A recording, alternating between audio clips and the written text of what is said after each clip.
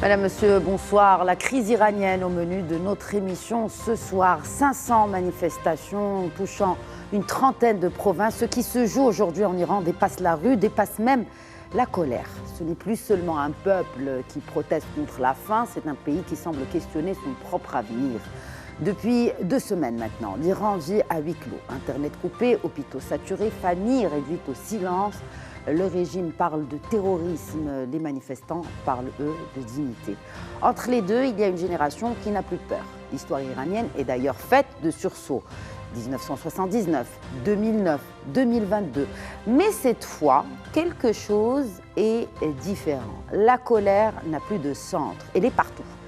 Elle est partout et elle n'est plus vraiment idéologique, elle est existentielle. Alors si Téhéran titube, Washington s'agite et le président Trump menace, promet et négocie. À la frontière entre la diplomatie et la démonstration de force, alors la question n'est plus que veulent les Iraniens ou qui sont ces manifestants et qui représentent-ils réellement. La vraie question est jusqu'où un régime peut tenir quand il n'a plus ni prospérité, ni peur, ni silence pour gouverner. Beaucoup de scénarios, zéro certitude et personne, à l'heure où l'on fait cette émission, ne sait encore de quel côté l'Iran pourrait basculer. Si l'Occident menace, une autre main se tend, silencieuse, celle de la Chine. Analyse en profondeur de la situation en Iran et surtout de ses implications en compagnie de nos invités ce soir sur le plateau de Questions d'Actu, la professeure d'histoire en sciences politiques, professeur Boutaina Ben Salem, bonsoir. Ravi de vous accueillir. Avec nous aussi l'expert en affaires sécuritaires et stratégiques, colonel Hassan Saoud. Bonsoir et bienvenue à vous également sur ce plateau. Bonsoir madame et merci pour l'invitation. Merci à vous de l'accepter. Et aussi un plaisir d'accueillir l'expert en relations internationales, Hafed Boutaleb. Bonsoir. Bonsoir, merci pour l'invitation. Merci à vous d'être avec nous. Première question. Et avant de commencer, sachez que l'Iran, ce n'est pas un petit pays. En tout cas, géographiquement, c'est le 17e plus grand pays du monde. 1,65 million de kilomètres carrés, 1/6 de la taille, par exemple, d'un pays comme les États-Unis, la moitié d'un pays de la taille de l'Inde, avec quand même, et c'est une donnée très importante, un autre chiffre, c'est la population iranienne aujourd'hui se trouvant sur le sol iranien, qui est de l'ordre de 92 millions de personnes réparties à travers donc ce très vaste pays. Hafed Boutaleb, on va parler des manifestations et pour parler des manifestations, avant de parler du comment, pourquoi, qui sont ces manifestants, comment leur profil diffère de ceux qui avaient battu le pavé en 2009 et en 2022. Alors, il y a des similitudes. Vous avez parlé du nombre d'habitants, 92. C'est vrai qu'il y a un emballement démographique en Iran. La pyramide des âges est toujours très favorable à la jeunesse et donc une grande partie des manifestants font partie de cette jeunesse déshéritée qui est sans emploi, sans avenir, sans horizon et qui souffre davantage à cause de l'inflation galopante, très importante inflation en Iran, la baisse des revenus de l'État du fait de la baisse des hydrocarbures et l'incapacité du régime de la République islamique en 50 ans de diversifier ses ressources et donc qui dépend exclusivement des exportations ou quasi exclusivement des exportations hydrocarbures. Mais là où il y a une différence avec les précédentes manifestations, c'est d'abord le maillage territorial. C'est vraiment des manifestations qui ont lieu partout, ce qui n'était pas nécessairement le cas avant, lorsqu'il y a eu les dernières graves ou sérieuses manifestations en Iran. C'était en 2022, après l'assassinat de Mahsa Amini. Et à ce moment-là, c'était surtout concentré au niveau de la capitale et dans l'Azerbaïdjan iranien, c'est-à-dire l'Ouest, parce que Mahsa Amini était elle-même d'origine azérie. Maintenant, on peut constater que d'abord, il y a ce fameux bazar dont on parle souvent maintenant dans les médias, c'est-à-dire le cœur commercial de Téhéran, qui avait soutenu la révolution en 1979 et qui aujourd'hui se range pour la première fois du côté des manifestants. Il y a aussi le pays perse, le Farsiland, c'est-à-dire Shiraz et Isfahan. Ce sont 2 villes où on observait des manifestations dans le passé, mais pas de l'ampleur que l'on connaît aujourd'hui. Donc on sait que l'Iran, c'était la Perse, Donc la composante démographique perse est importante. On parle de peut-être 60% de la population iranienne qui est perse, le reste étant azéri, kurde, pashtun, balouche, etc. Mais voir autant le cœur de l'Iran, le pays perse, sortir aussi massivement, c'est clairement un avertissement sérieux pour le régime. Donc, et il y a aussi la frange de la population qui est vraiment en lassitude du régime, du fait de la répression féroce des exécutions. Il y a eu 1500 exécutions l'an dernier, selon Human Rights Watch. Et les premières ont déjà commencé pour justement pour ces manifestations. Ces manifestants qui donc sont c'est un sortis régime dans qui les rues. exécute très facilement, Oui. et donc il y a eu 1500 exécutions. Et cette lassitude, on l'a constaté dans cette guerre des 12 jours menée par Israël, où on a constaté le nombre d'agents doubles recrutés par le Mossad, du fait de cette lassitude et de la souffrance du peuple iranien, qui en ont marre de ce régime assez répressif. Donc je pense que c'est les trois éléments qui sont en rupture par rapport aux dernières manifestations qu'il y a eu en Iran. Nous allons y revenir parce que beaucoup d'éléments que vous avez évoqués sont aussi des causes et ont aussi des conséquences par rapport à ce mouvement de contestation. On va revenir on reste dans la géographie. C'est un pays avec quand même qui est bordé de 7 pays, enfin les frontières iraniennes. Il y a l'Irak, c'est la frontière la plus longue, colonel Saoud. Il y a le Turkménistan, Afghanistan, Pakistan, Azerbaïdjan, Turquie, Arménie. Et ça sera tout. Donc, ce sont les 7 pays qui bordent le pays dont nous parlons aujourd'hui, donc l'Iran. Et il y a un point essentiel, c'est que cette fois, la contestation est généralisée. Colonel Saoud, une question sur les provinces et surtout leur symbolique. Quand on voit une province aussi symbolique que celle de Qom, on ne la voit pas ici, mais elle est entre Karaj et Isfahan. Exactement. Entre Téhéran Quelle est la symbolique de cette ville et comment sommes-nous arrivés à voir ces images nous parvenant de la... C'est la capitale spirituelle des chiites. Ce qui a changé peut-être, avant de répondre à votre question, c'est cette révolte translinguistique, transethnique. Et ça, c'est nouveau. Et peut-être aussi transconfessionnel. Et ça a commencé à Téhéran, et puis il y a eu cet effet domino très important de Tabriz à Rasht, comme évidemment, qui est la capitale spirituelle, et c'est là où avait eu lieu le premier discours de Khomeini quand il est rentré de France. Et puis vous avez Meshhed, capitale spirituelle également, lieu d'origine de l'actuelle... la ville de naissance de Khamenei, effectivement. De Khamenei. Et donc, au niveau de la symbolique, c'est un changement très important. Vous touchez au cœur même d'un système théocratique qui fait de ces deux villes importantes l'essence même de leur existence. Et donc, c'est là... on est passé d'une revendication sociale, comme l'expliquait Fred Botal il y a quelques instants, vers une remise en cause existentielle du régime. Existentielle, c'est devenu des revendications proprement politiques. Abat Khamenei, abat la dictature religieuse, on parle aussi même aujourd'hui de abat la mollacratie. C'est la gestion de la politique par les mollahs. Aujourd'hui, il y a une tache d'huile, c'est généralisé, avec évidemment quelque chose d'important, c'est que ça reste toujours désorganisé, sans leader, mais il y a de l'endurance et il y a de la résilience. On parle de révolution, on n'en est pas encore là.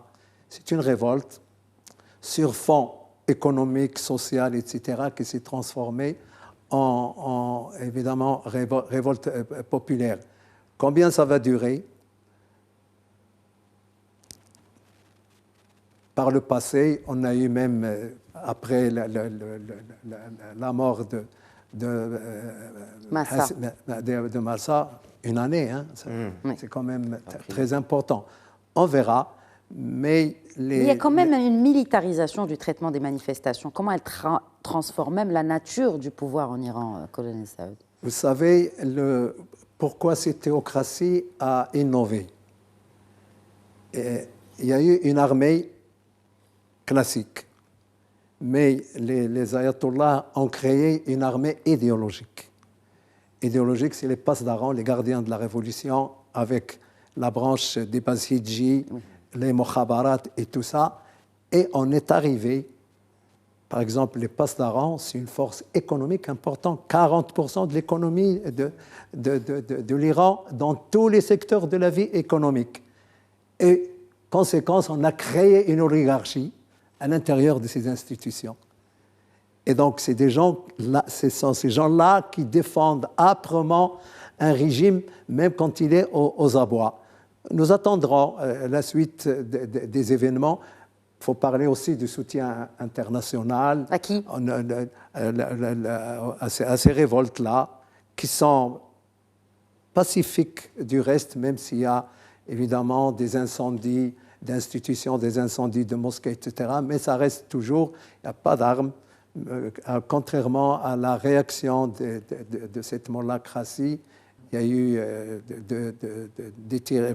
eu l'utilisation létale importante qui a fait qu'un bilan est très lourd et il est appelé à être révisé en hausse. Alors, oui, bien sûr, un commentaire, professeur Ben Salem, mais aussi peut-être j'aimerais bien entendre votre analyse sur le profil de ces manifestantes et de ces manifestants qui sont sortis donc, dans les rues et qui sortent dans les rues depuis quelques semaines maintenant. D'accord, alors je voudrais juste remettre les choses dans leur contexte, dans la mesure où ça a commencé dans un bazar, comme a bien dit mon collègue, c'était à cause de la dévaluation de la monnaie, rial ou tsouma, ça dépend comment. Et puis, c'était des manifestations économiques, parce qu'avec la dévaluation de la monnaie, les commerçants, ils ont du mal à importer et à travailler. Il faut savoir aussi qu'en Iran, ils vivent à 40% d'inflation. C'est le cas de le dire. Quand ça déborde, c'est une inflammation de la société. Voilà, plus de 40% d'inflation en Iran. Voilà, d'inflation. Et donc, la situation économique est étouffante. Et c'est à cause des sanctions. Les sanctions que les Américains ont causées en se retirant de l'accord nucléaire. Donc c'est vraiment un régime qui est étouffé, qui ne peut pas importer des choses, c'est-à-dire même les composants des médicaments simples, ils ne peuvent pas les importer. Alors ça c'est d'un côté. D'un autre côté, ces jeunes-là... Ils ne peuvent pas les importer d'où ? Parce qu'il y a quand même un appui des autres pays non occidentaux, on va dire, pour ne citer que la Chine. Mais eux-mêmes, ils doivent trouver des moyens détournés. Pour moi, je vois juste par exemple les entreprises turques pour travailler avec les Iraniens, il faut vraiment tout un processus pour éviter les sanctions américaines. Et puis, la jeunesse iranienne, alors selon les statistiques, on a 60% de moins de 30 ans. Donc c'est vraiment une population très jeune, la majorité sont au chômage. Et ces jeunes-là, c'est une génération qui n'a pas vécu la révolution. Donc, au fait, si on voit la société iranienne, vous avez les parents qui ont vécu ça, vous avez les middle age, ceux qui sont d'un âge moyen, et la jeunesse qui n'ont pas vraiment vécu ça. Donc, la théocratie, ça ne les intéresse pas, ils veulent vivre. Et on a, d'un côté, on a une population très libérale et un régime très conservateur qui refuse de s'assouplir et de s'adapter. Et ces manifestations, elles ont commencé dans les grandes villes d'abord. Ensuite, elles sont parties dans les autres villes de périphérie. Et après, elles sont revenues. Et il y a l'utilisation des armes. On a vu qu'il y a aussi un officier qui a été brûlé vif. On a vu ça. Il y a des jeunes aussi qui ont été brûlés dans la mosquée. Au fait, il y a ce que le gouvernement iranien a bien précisé d'un côté. Je ne fais pas sa défense, mais je reporte. Il y a des manifestations pacifiques et puis il y a des manifestations qui sont devenues brutales. Alors on parle de terroristes. Le régime parle de terrorisme. On brûle les banques, on brûle les épiceries, on brûle les mosquées. Il y a des personnes qui ont subi des coups de couteau d'après le rapport du gouvernement iranien. Mais nous, on essaye de suivre un peu, on essaye de voir un petit peu parce que vous avez la propagande occidentale, vous avez la propagande étatique et nous, on essaye de voir un peu ce qui se passe à l'intérieur. Mais c'est très difficile avec la coupure d'Internet. Avec la coupure d'Internet qui a été, disons-le, rattrapée grâce à la solution d'Elon Musk, donc Starlink, qui a été donc mis à disposition gratuitement que les manifestants puissent partager ces images que l'on voit, Ce qui soulève des questions. comme on voit d'ailleurs leur qualité. C'est des images qui sont bien sûr prises avec des téléphones portables, c'est souvent la nuit. Hafid Boutaleb, un mot aussi sur la situation aujourd'hui et l'implication des États-Unis. Aujourd'hui, les États-Unis ont changé de discours. On ne parle plus d'une intervention pour arrêter, parce que déjà, Donald Trump avait brandi la menace il y a déjà quelques semaines, avant que ça ne s'embrase, prévenant, avant d'ailleurs aussi son coup au Venezuela, prévenant les autorités iraniennes que s'ils continuent à tuer les manifestants, il allait intervenir militairement en Iran. Le ton a changé depuis un peu moins de 24 heures. Pourquoi ? C'est vrai que les Iraniens ont fait le premier pas. Ils ont demandé aux Américains de négocier. Et les États-Unis cherchent par tous les moyens depuis quelques années à se désengager du Moyen-Orient. Et peut-être que pour les États-Unis, un changement de régime dans un pays d'une telle ampleur, comme vous l'avez rappelé, c'est une grande nation, l'Iran. Un changement de régime dans ce pays provoquerait des conséquences incalculables au Moyen-Orient, forçant les Américains à devoir se recentrer dans une région qui les intéresse de moins en moins. Donc, on sait très bien qui veut que les Américains restent sur place, c'est les autorités de Tel Aviv, ce sont les Israéliens. Les Israéliens seraient intéressés en revanche par une plus grande intervention américaine au Moyen-Orient. Donc, on pourrait imaginer que les Israéliens, effectivement, sont impliqués dans ces événements-là. Comment ? On l'a vu, la guerre des 12 jours en juin 2000, ils avaient une base de drones à quelques kilomètres de Téhéran. Ce que vous dites, c'est que le Mossad est bien installé en territoire Bien iranien. évidemment, il est bien installé et les 1500... C'est à cause de la crise. C'est-à-dire que les Iraniens travaillent pour le Mossad parce que justement, ils souffrent de crise économique. De crise économique. Il me semblait que vous et la répression. Et la répression. À demi-mot tout à l'heure. Et la répression aussi. Vous savez, 1500 exécutions, on s'imagine les familles de ces personnes. En une année. Ce sont des gens, en une seule année, ce sont des gens qui ont un ressentiment vis-à-vis du régime qui a exécuté un de leurs proches. Donc, certaines personnes pourraient être tentées par les offres du Mossad. Du fait des finances et aussi du fait de la revanche, de vouloir faire de la revanche. Oui. Donc l'Iran est déjà dans une logique malheureusement de guerre civile. Du fait des mollahs, si vous voulez, en 2009, les mollahs ont raté le coche. En 2009, il y avait Mir Hossein Mossavi, un réformateur. Les élections étaient truquées pour faire passer et réélire Ahmadinejad.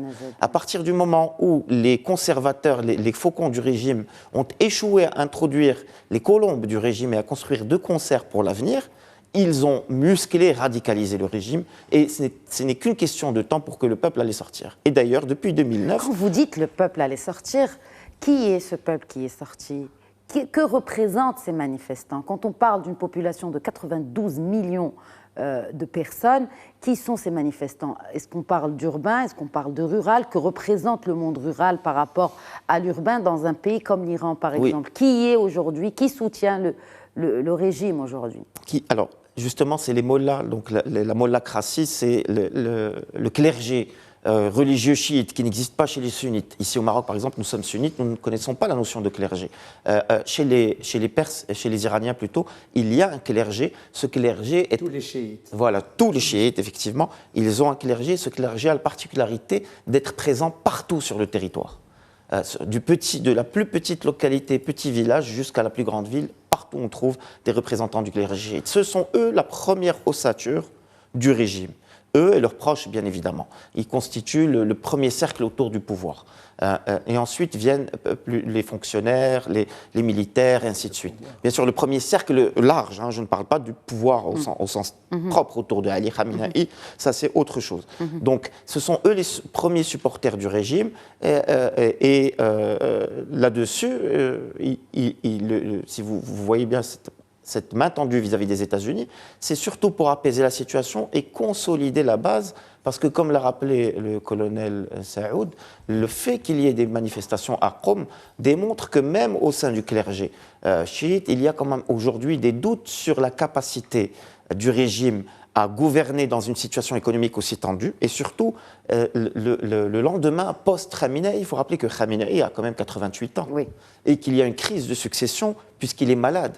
Et donc, aujourd'hui, il veut imposer son fils pour la succession, ce qui constitue un poids un peu sensible, hein, vous savez, même au sein de ce clergé. Je ne pense plus que ce soit encore d'actualité, Voilà. puisque l'émission s'appelle Question d'actu. Je ne pense pas que le fils de Khamenei ce soit encore d'actualité, qui succède à son père. Mais vous avez évoqué un point important, c'est cette crédibilité finalement du régime. Au-delà de l'économique, il y a eu la guerre en juin 2025. Comment cette guerre d'Israël sur l'Iran a-t-elle reconfiguré en profondeur la doctrine, parce que c'est une réelle doctrine de dissuasion iranienne, colonel Saud? Oui, d'abord, Madame a parlé de quelque chose d'important, c'est le bazar. Le bazar est une institution qui n'existe pas seulement à Téhéran, elle a des ramifications, une cinquantaine de bazars. C'est la rue et c'est un endroit de rencontres sociales, de rencontres économiques, intellectuelles, etc. Et ce basculement, vous avez raison, a boosté la révolte. Ce que vous avez dit est très important. Pour ce qui est du pouvoir, le gouvernement n'a pas le pouvoir comme on l'entend. Le pouvoir se trouve chez le guide. Le guide, c'est l'État dans l'État au-dessus de l'État, avec des prérogatives énormes sur le plan de la sécurité, sur le plan d'ailleurs il préside le Conseil national de la sécurité, etc. Sur la configuration, sur votre question, Madame Khadija, je pense qu'Israël a joué un rôle important dans la mesure où elle a assoupi tous les proxys, le croissant chiite. Liban, Yémen n'a encore pas fini. Donc le régime chiite, dans sa progression régionale, a été complètement annihilé et il se trouve tout seul. Il n'a plus personne pour le défendre, pour venir à sa rescousse. C'est fini. Et c'est là où cette molacratie, j'aime bien ce terme-là, a voulu négocier avec les États-Unis. Mais dites-moi, qu'est-ce qu'on va négocier? Qu'est-ce qu'on va négocier par rapport à un système rigide où le cœur du pouvoir est machiavélique, hein, vous savez?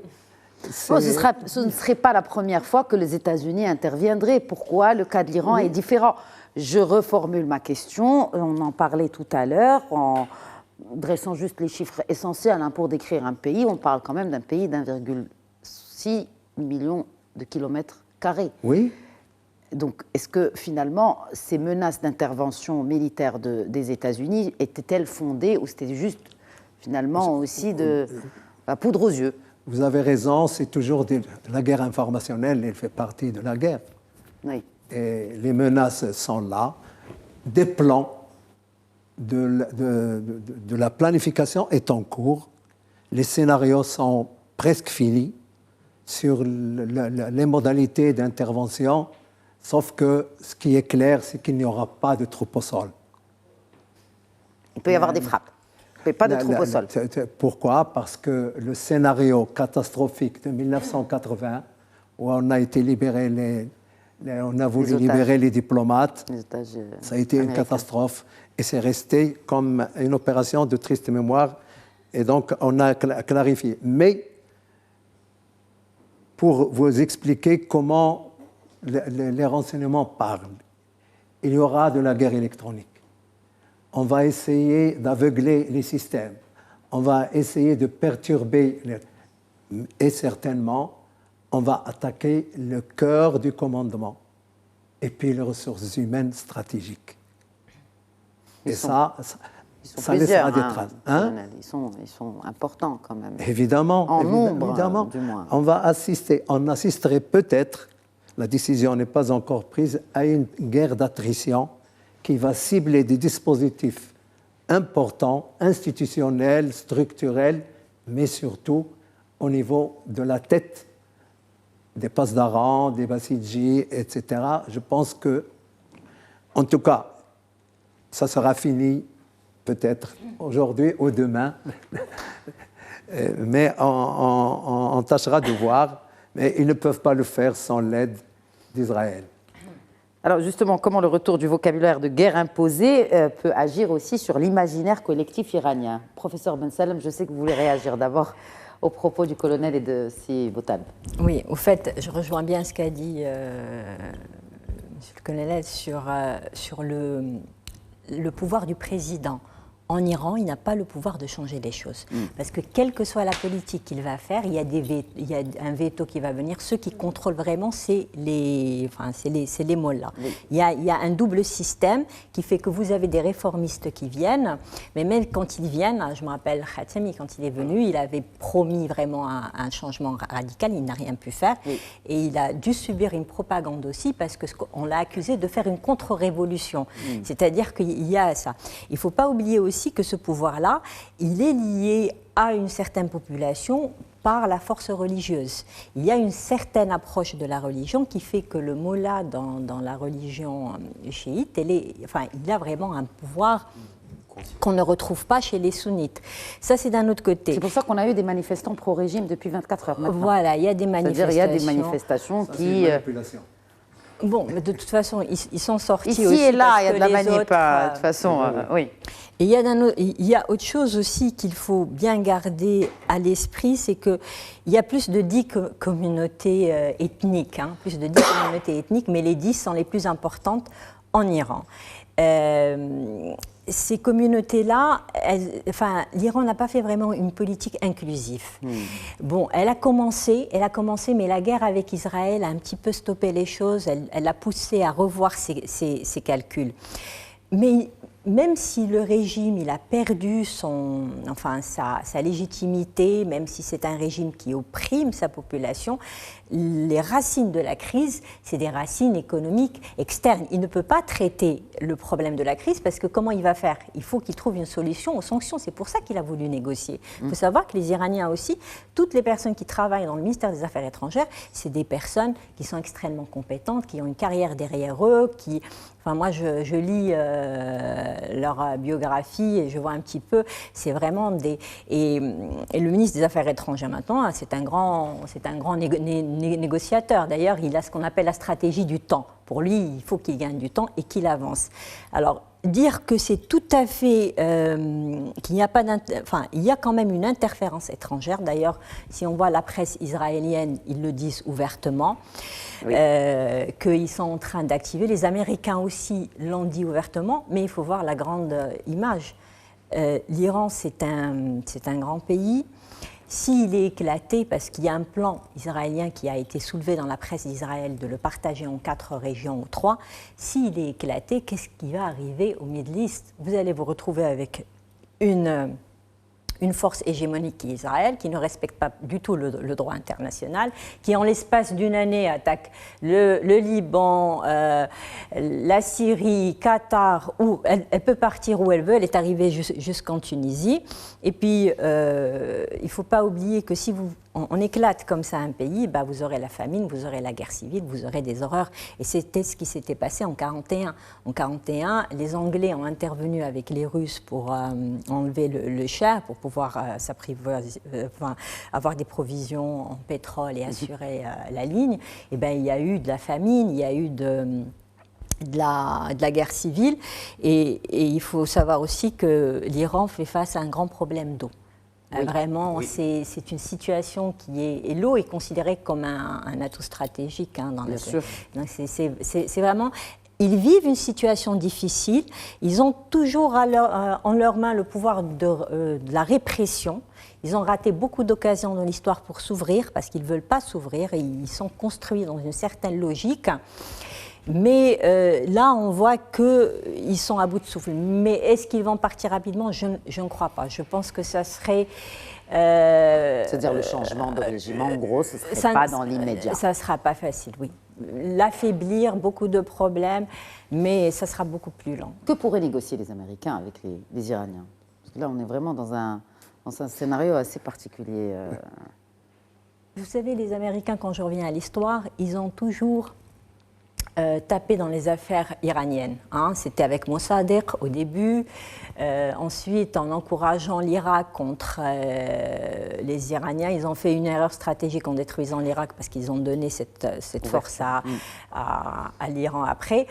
Alors maintenant, je pense que le pays qui a le plus intérêt à détruire vraiment l'Iran, c'est Israël. C'est elle qui est vraiment Mais que pourraient négocier les Américains, Hafed Boutaleb? C'est-à-dire que nous sommes aujourd'hui face à une situation où, effectivement, ceux qui parlaient il y a à peine quelques jours de la chute du régime de Khamenei, d'autres même qui évoquaient sa fuite vers la Russie, que tout était préparé pour exfiltrer, pour exfiltrer le chef spirituel iranien vers la Russie. Bref, là, on voit que même le narratif est en train de changer. Mais quand on voit que les deux se disent prêts à négocier, même l'administration américaine, et venant bien sûr de cet appel du ministre des Affaires étrangères iranien qui dit qu'ils peuvent faire la guerre comme dialoguer. Donc comment pouvons-nous envisager la suite selon vous? Eh bien, écoutons le discours du président de l'Assemblée iranienne,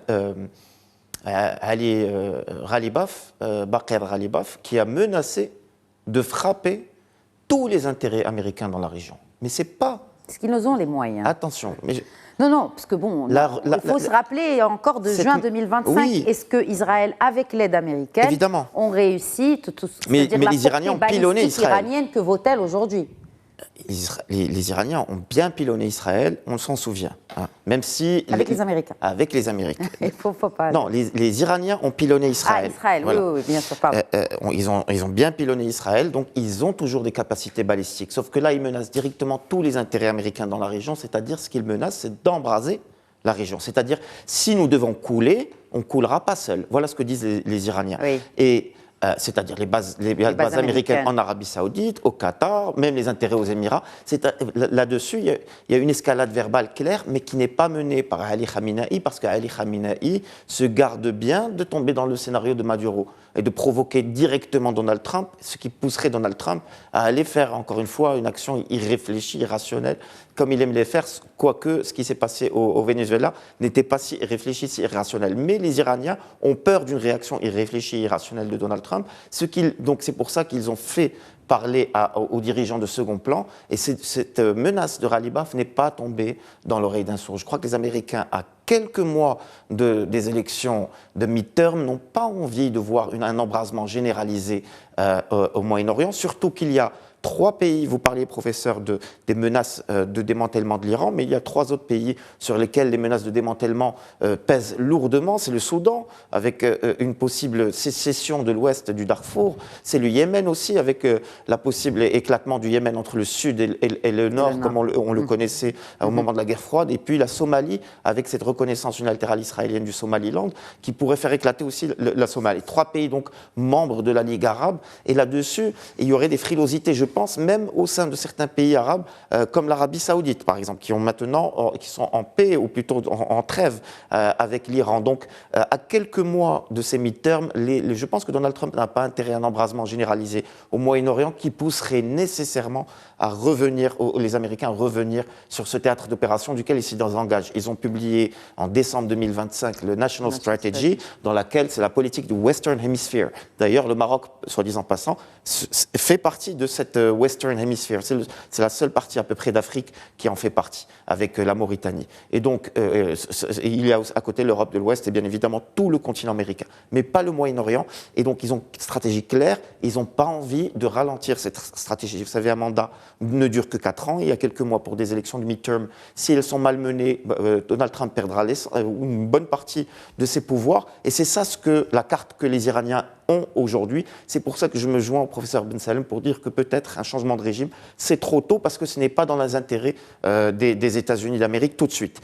Mais ce que l'on peut constater, c'est que les ficelles pour pouvoir organiser un changement de régime sont bien claires aujourd'hui. Et si les Américains souhaiteraient pas tout de suite un changement, ils ont la recette pour redéclencher d'une certaine manière une situation tendue qui mènerait à ce moment-là peut-être, puisque, encore une fois, le peuple iranien, après 50 ans de répression, de guerre, de théâtre d'opérations à l'étranger en Syrie, au Yémen, le Hezbollah et ainsi de suite, n'a pas gagné directement de ces politiques étrangères menées par Ali Khamenei principalement. Les Iraniens ont souffert beaucoup de cette politique des affaires étrangères, ils ont souffert de la répression interne et ils souffrent de crise économique alors que c'est un pays pétrolier. Donc il n'est pas compliqué aujourd'hui de recruter des agents doubles et de provoquer la sédition en Iran, tellement la situation est difficile et économiquement intenable. Économiquement intenable, mais elle tient. Par la répression. Qu'est-ce qui peut faire changer cela? Qu'est-ce qui peut faire changer de régime, colonel Saoud? C'est la question que se posent beaucoup de personnes à ce jour. Si ce n'est pas la rue, parce que concrètement, ils peuvent rester pendant des mois comme cela. Est-ce que ça aboutirait éventuellement à un changement de régime? Surtout qu'il y a un point essentiel, c'est les supports, c'est les soutiens de l'Iran qui tombent un après l'autre, notamment les proxys dans la région, et même des pays qui soutenaient, pour ne citer que le Venezuela, encore une fois. Vous savez, on parle justement de ce chiisme qui a propagé. Ça, c'est la doctrine de Khomeini. En rentrant au pays, il a dit oui. Le chiisme ne vaudrait rien du tout s'il n'est pas exportable. Et on y est aujourd'hui. Et puis, pour Khamenei, il n'a pas été tendre à l'endroit du président américain. Il a dit qu'il tombera. Je ne sais pas si vous avez vu Pharaon, Nimrod comme Pharaon, et Reza Shah. Oui. Donc, les éléments de langage, c'est toujours comme ça. La guerre de communication, c'est toujours. Mais effondrement, je n'y crois pas. Du moins pour le moment. Un système comme ça, opaque, sclérosé, ne pourrait tomber que de l'intérieur. Et s'il y a des fissures à l'intérieur. Or, les éléments structurants toute cette galaxie des ayatollahs sont servis. C'est tous des riches. Hein. Si vous pensez que les généraux du passe d'Aran ou ils sont pauvres, non. C'est une oligarchie. Bien évidemment. Et l'oligarchie doit défendre le système jusqu'à l'épuisement. Donc, pour vous dire, s'il n'y a pas un retournement intérieur dans les structures essentielles internes au régime, je pense qu'il a encore du temps. Mais il y aura quand même un avant et un après 28 décembre. Décembre 2025. Il restera des traces, certainement, dans le sens de la fragilisation d'un système qui est arrivé au bout du potentiel réellement. Et le rôle aussi de cette diaspora iranienne dans tous ces événements, colonel Saoud, on n'en a pas parlé. Oui, il y en a, mais malheureusement, c'est des gens de très bonne qualité qui sont partis. C'est des gens c'est des cadres importants. C'est une diaspora inorganisée. Elle est partout, elle est inorganisée, sauf dans les éléments de langage, les contacts et tout ça, et c'est suffisant. On parle du plus important d'entre eux, c'est le Bahlaoui. Le fils du Shah déchu. Shah déchu, qui a quitté à l'âge de 19 ans, me semble-t-il. Il en a 65 à peu près aujourd'hui. J'ai envie de dire, loin des yeux, loin du cœur. Il y croit. Oui, il y croit. Il y a... c'est possible. D'ailleurs, pas plus tard qu'aujourd'hui, il a carrément adressé un message direct au président américain pour citer Reda Pahlavi. Il est temps d'agir, s'adressant à Donald Trump. Oui, il est temps d'agir, mais vous étiez absent. Et les gens ne vous voient pas physiquement. Il y a des nostalgiques en Iran, et même des nostalgiques provoqués par le système actuel. Donc il y a tout ça. Mais il y a une communauté importante qui, les Azeris, n'aiment pas cette famille. Et ils sont 25% de la population. Les Azeris sont turcophones et tout ça. Ils n'aiment pas.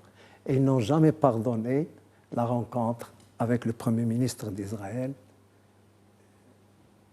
qui a fait, au niveau de l'Iran, ça a été comme, si vous voulez, comme une insulte à la personne. Vous savez qu'il a eu une réunion avec en Israël avec le Premier ministre.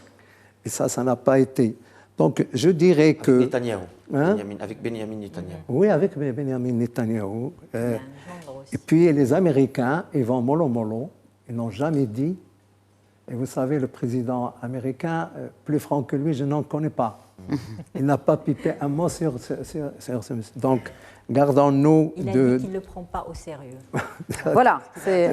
Alors, lui répète aussi les appels au président américain. Et je finirai par dire, madame, que les absents ont toujours tort. Oui, mais cela dit, les absents ont toujours tort. Est-ce qu'ils ont le choix, surtout pour revenir?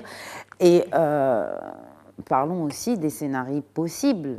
S'il y a changement, est-ce qu'on est en train de vivre un changement de statut de l'Iran aujourd'hui? Est-ce qu'on est en train de passer du statut de puissance idéologique chiite que vous évoquiez tout à l'heure à aussi une variable d'ajustement de compétition entre les puissances, pour ne citer que la Chine et les États-Unis, sachant que la Chine a dit attention, Oui. on back-up un peu l'Iran Russie. pour le moment.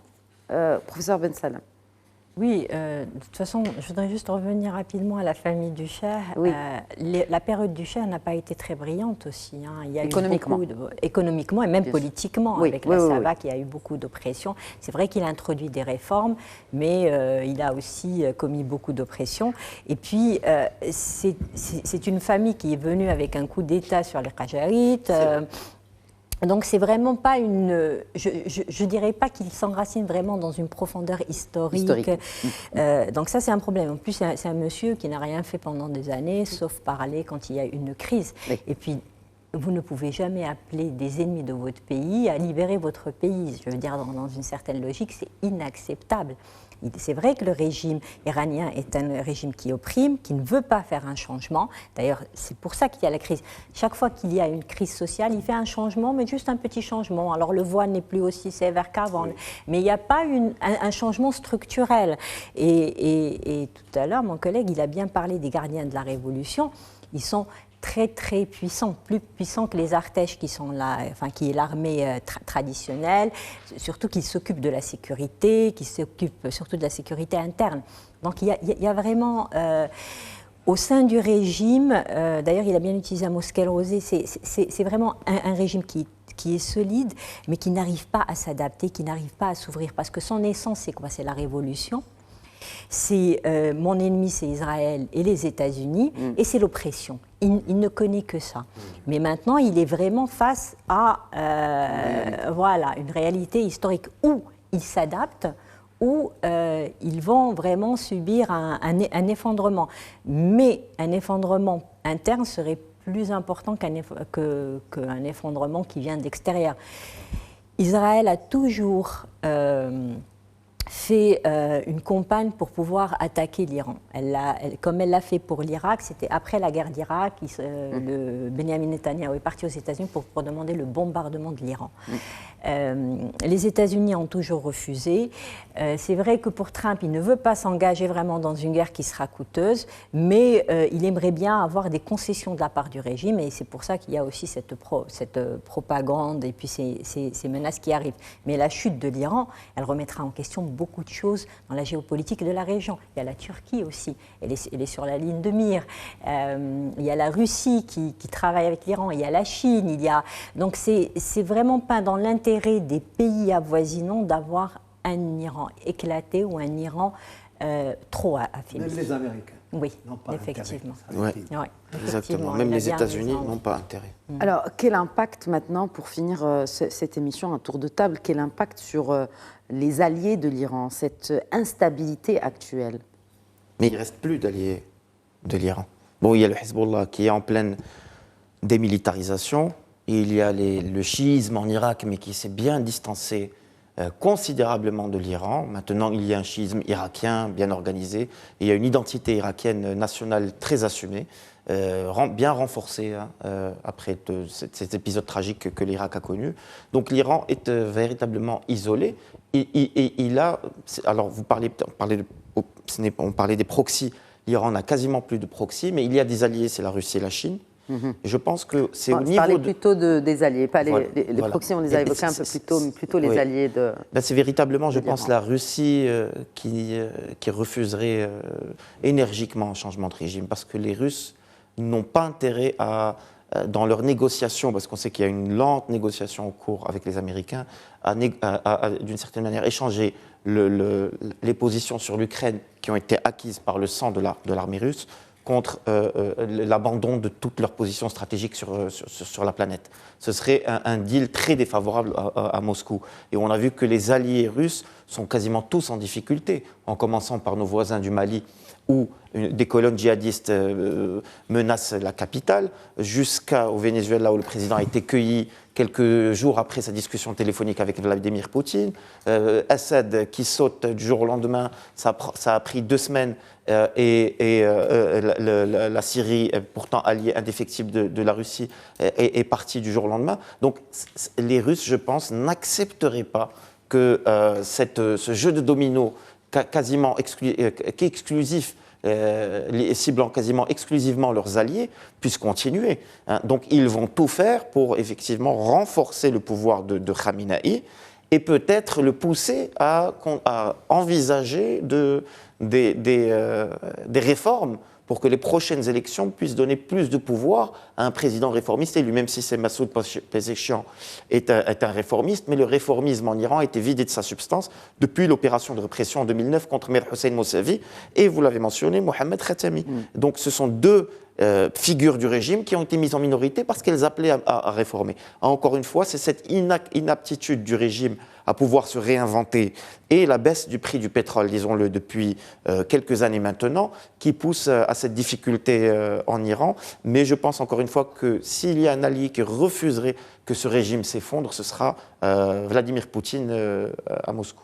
Le rôle de la Chine, est-ce qu'on pourrait éventuellement voir peut-être un peu plus d'implication chinoise pour l'Iran, sachant que ça a été aujourd'hui clair de la part des autorités chinoises qui espèrent que le gouvernement et le peuple iranien pourront surmonter les difficultés actuelles et surtout appellent à et s'opposent, c'est ça le plus important, aux ingérences étrangères.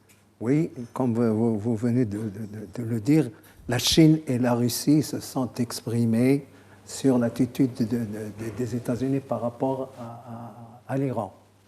Et d'ailleurs, les sites spécialisés dans les vols vers l'Iran ont marqué que beaucoup d'avions de Pékin, de Chine et de Russie arrivent à Téhéran. Pour Vous êtes l'expert en sécurité. Vous croyez qu'ils amènent quoi? Ils amènent des armes, ils amènent des besoins, ça c'est clair. Et ce sont les 2 puissances qui ont affiché une attitude contre les États-Unis sur cette affaire-là. Donc on est sur un nouveau terrain de compétition, appelons-la ainsi, entre Chine, Russie et les Américains. Et oui, bon...